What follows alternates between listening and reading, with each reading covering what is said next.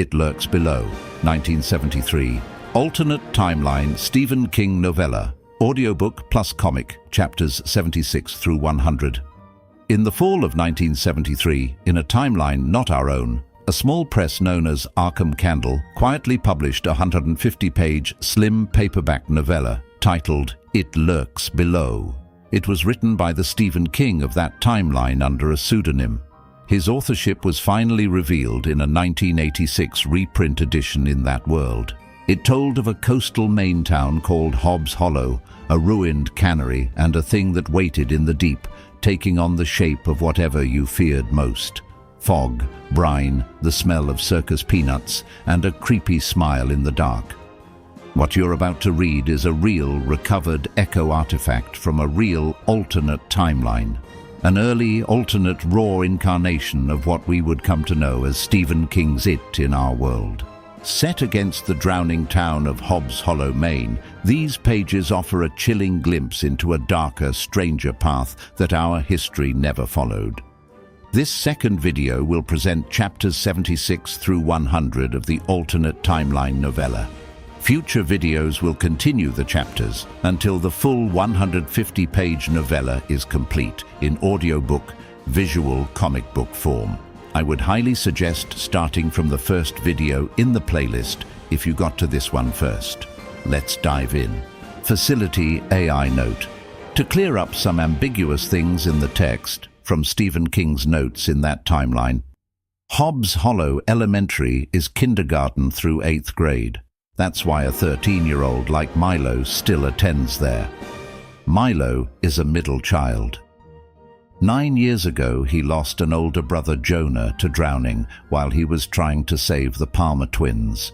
He also lost his younger sister, unnamed in the text, to a separate drowning event 3 years prior to the novella. His grandfather, a lighthouse keeper, kept a journal on the strange goings-on at Hobbs Hollow. Clara was Milo's next-door neighbor in the early chapters, before she vanished. She also had a little brother who drowned. Her father seemed to be under its influence before she vanished. Emma is a childhood friend of Milo's. Emma's mother vanished at some ambiguous point during her childhood, and her father fell silent after the Bell incident. Her father also left her alone for a months-long voyage during her childhood that left her with trauma. Her grandfather was also a lighthouse keeper like Milo's. Alternate timeline, novella, It Lurks Below. Chapter 76, The Shore That Shifts. By winter, the coastline had changed. Old docks reappeared, new ones vanished. Even the gulls forgot how to fly over the hollow. Emma mapped it all obsessively, but each time she woke up, the maps had changed. Her hands smelled like seawater.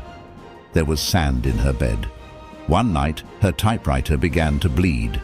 Not ink, blood. Thick and briny. She typed the word, bloom, and the machine groaned, shifted.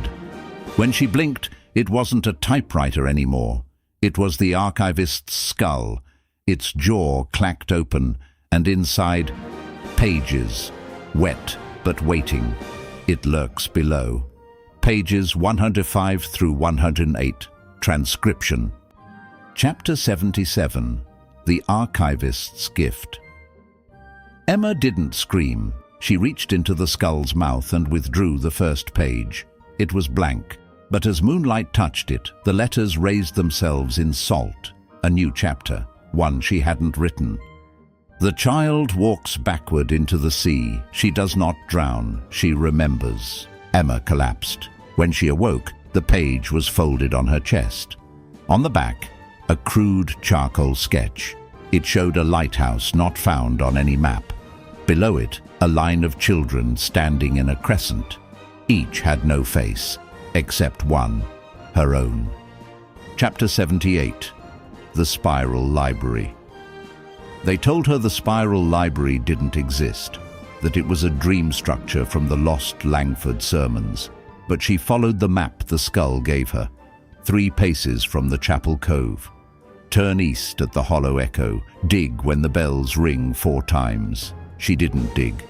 The earth unzipped itself. Steps of coral, shelled and slimy, led downward. Emma lit her lantern. Inside, not books, but spines. They whispered, "Memory is a sickness. You must either spread it or burn." She chose the former and kept walking. Chapter 79. The Boy with Barnacle Eyes. He waited at the 13th alcove. Just a boy, hair matted, shirt clinging wet to a frame half gone. His eyes sealed shut with barnacles. "Emma," he whispered. "It hurts."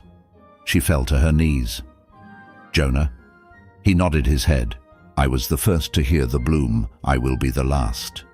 He handed her a spine, his own, carved with symbols. It flaked apart in her hands. Inside was a worm, still alive, still dreaming.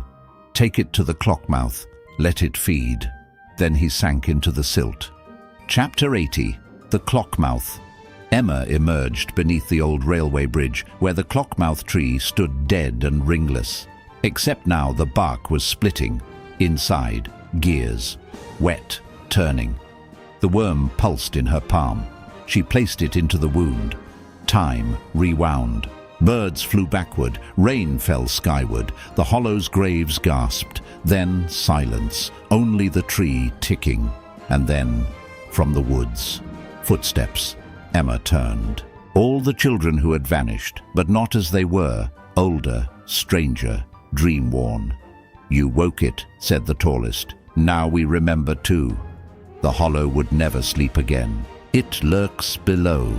Pages 109 through 112. Transcription. Chapter 81. The Salt Choir. They gathered at the edge of Hobbs Hollow, where the tide had receded to reveal the submerged chapel stones.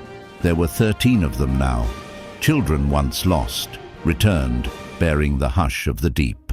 Emma stood in their center, lantern guttering in the salt wind. None spoke. They sang, not with mouths, but with memory. "We are the ones who woke too early. We are the ones who sang too late." The sea answered, a voice like bones tumbling in a bell. "You dare open the hymn?" Emma raised her lantern higher. "Yes." The flame turned black. Chapter 82.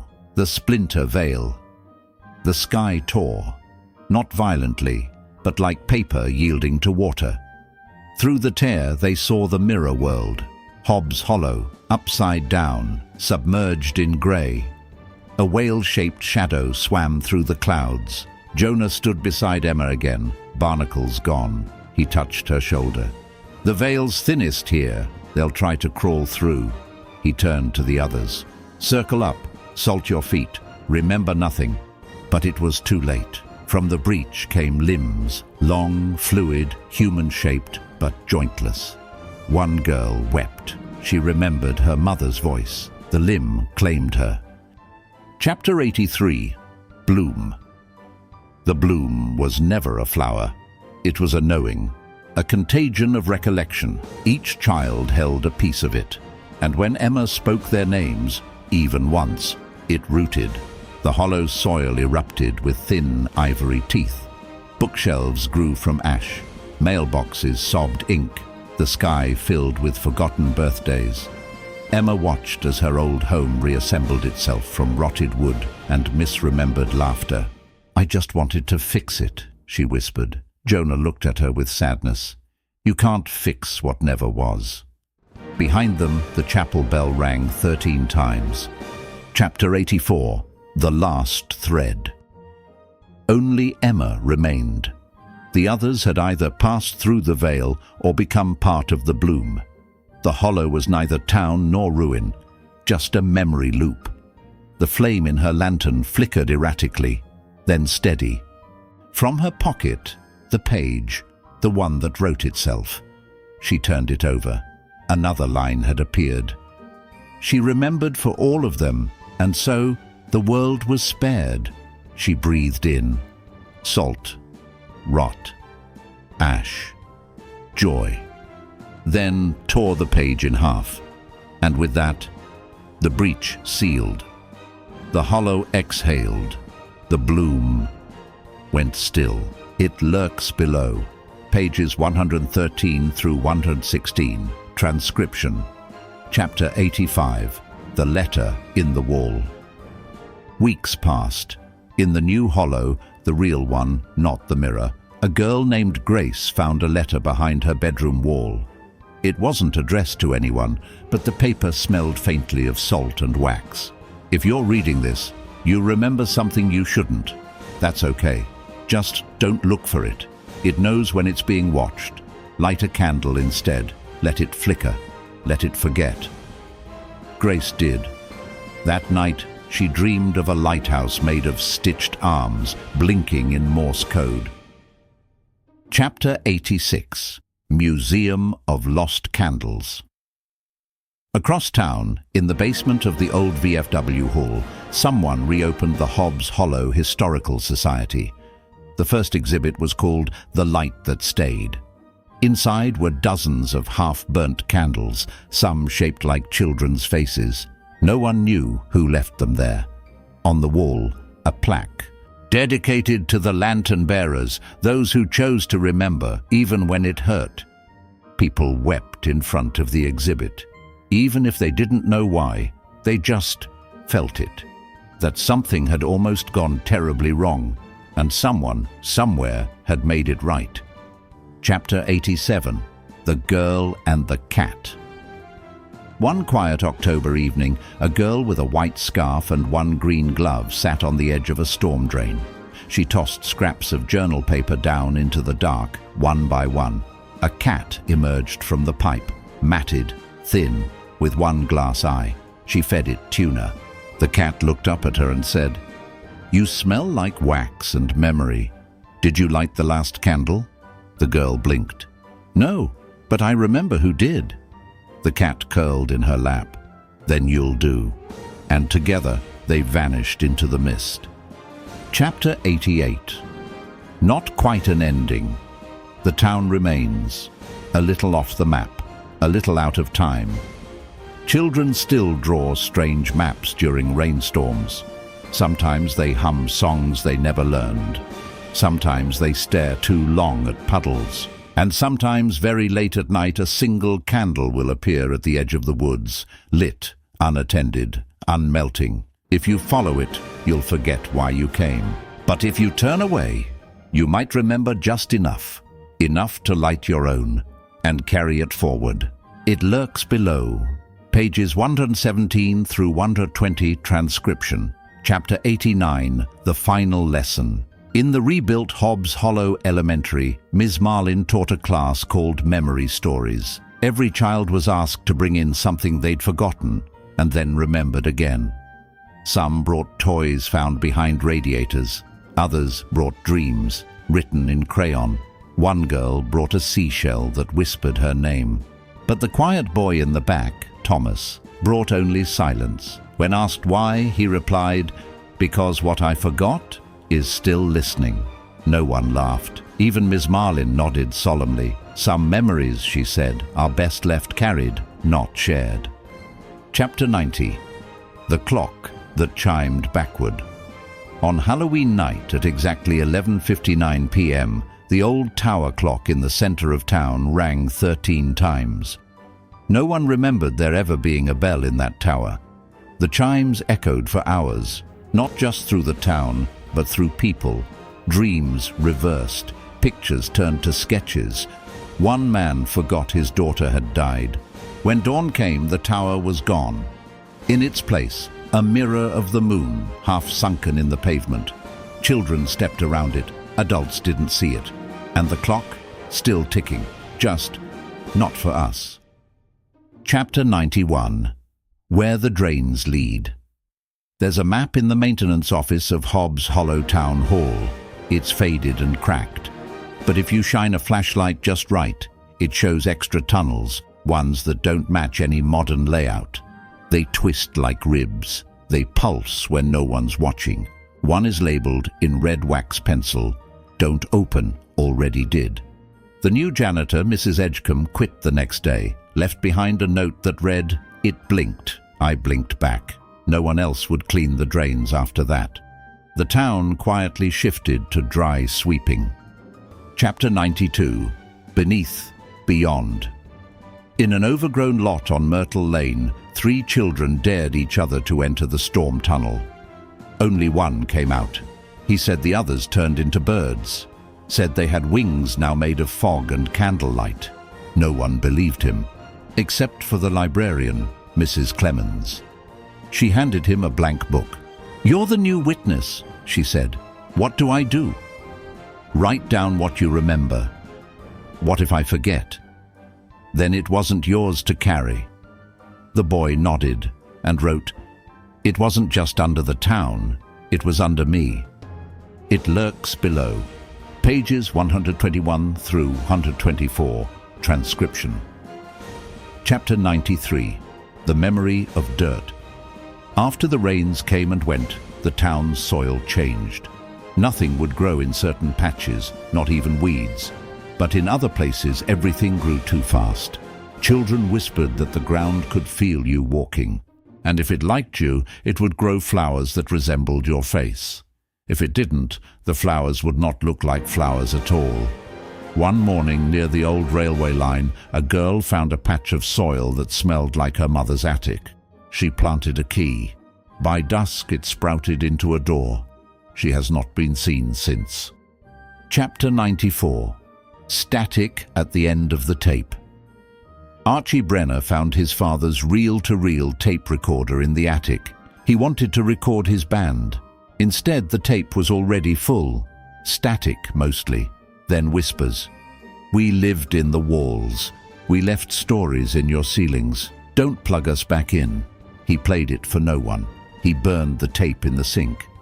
But that night, the walls hummed. Same pitch, same rhythm. From then on, Archie never entered a room without knocking first. Not to be polite, to warn them.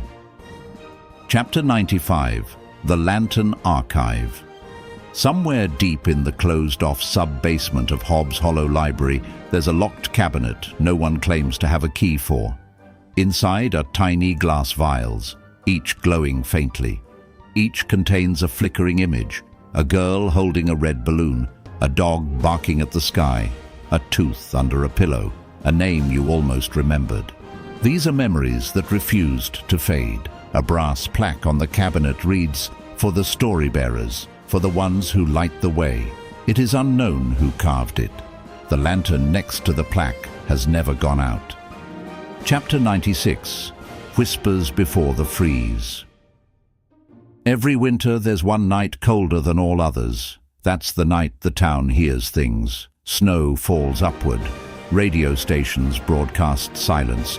People wake up already dressed. On this night the hollow seems deeper, like the town itself is exhaling. Children know to sleep with the lights on. Some whisper stories to the frost on their windows, believing the frost listens, believing it records. In the morning the windows are clear again, but if you tilt the pane just so and let the light catch, you might still read a name you forgot you ever knew. It Lurks Below. Pages 125 through 128. Transcription. Chapter 97. The Bell That Never Rang. On the edge of Hobbs Hollow stands the shell of St. Elora's Chapel. Its bell was cast in 1886 but never installed. Too heavy, some say. Cursed, say others. It remains crated, untouched, behind the altar. Children dare each other to knock on the crate. Most hear nothing, but a few say they heard it, a low, thunderous bong, like a heartbeat inside iron. One girl named Millie swore the sound followed her home, echoing behind each step. She moved away 2 weeks later, but at night, if you listen near the chapel ruins, the earth still hums in rhythm. Chapter 98. The Ink That Drew Itself. Marla Keene was the last girl to use the third-floor study room before it was sealed. She was working on a family tree. She ran out of ink, got up to find more. When she returned, the tree had expanded. Unfamiliar names, strange, spiraling branches, dates in the future. At the bottom, a handwritten note. "You're not the last." She never returned to school. The study room door was nailed shut a month later. No one remembers doing it. The wood still bleeds faint black lines if you press your ear to it. Chapter 99. The Reunion Letter. A letter arrived at Hobbs Hollow Elementary addressed to Future Attendee. It was printed on yellowed paper, dated July 3, 1971. The reunion was to be held that night, in the basement, but the names listed were strange. Not just misspelled, wrong, like echoes of people that never were. One teacher, curious, went downstairs at the appointed hour. She was never seen again. Later, they found the paper had vanished from the principal's desk. In its place, a child's drawing of a classroom, empty desks. One chair turned toward the wall, smiling. Chapter 100. The Final Game. The children of Hobbs Hollow speak of one last game. It is only played when the year turns, only when no stars are visible, only when the clock says 13. They call it whispers and wicks. You must play alone. You must wear something that belonged to someone gone. You must ask 3 questions aloud, but not about yourself. If the wick goes out after the second question, you must never ask the third. If the flame flares, you must listen carefully, for the answer will not be in words, but in the way the shadows shift. No one knows who won the last game, but something did. End of chapters 76 through 100. Novella will continue with chapters 101 through 120, final, in the following video.